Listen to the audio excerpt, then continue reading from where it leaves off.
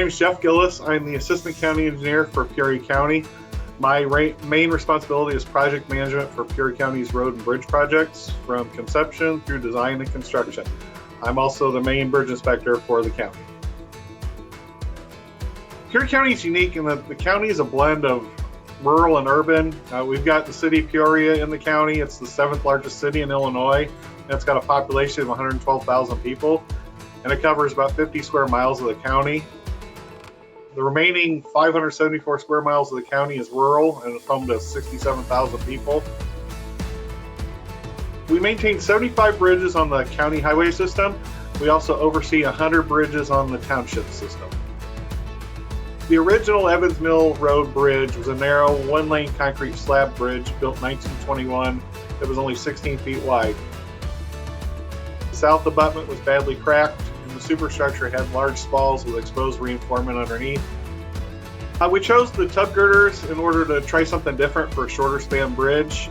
Peoria County has used precast pre-stressed concrete deck beams for almost exclusively for 40 years, but we're becoming disappointed in the lifespan that we were getting out of them, particularly when they were subjected to salt due to our snow and ice here in Illinois.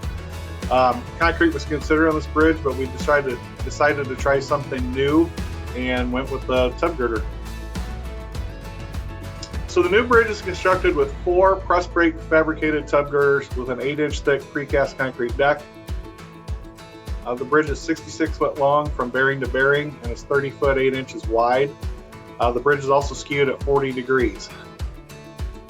Valmont Industries from Valley, Nebraska constructed the girders, and McCann Concrete from Dorsey, Illinois cast the deck on each girder. The substructure consists of 2 cast-in-place concrete abutments. Each abutment is supported by 7 HP 10x42 steel piles driven to a nominal required bearing of 335 K. Once we got the girders to the job site, the girders were placed in 6 hours the day they were delivered.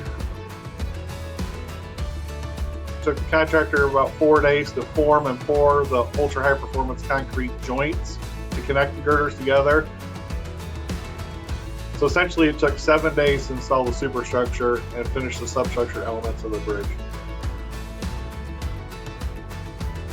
It's an exciting concept. We're interested to see how it handles the winter weather here in Illinois with the snow and the ice and the freeze and the thaw. We're just interested to see how they last and hope this is a viable option, and maybe we can include this for other bridges in the future.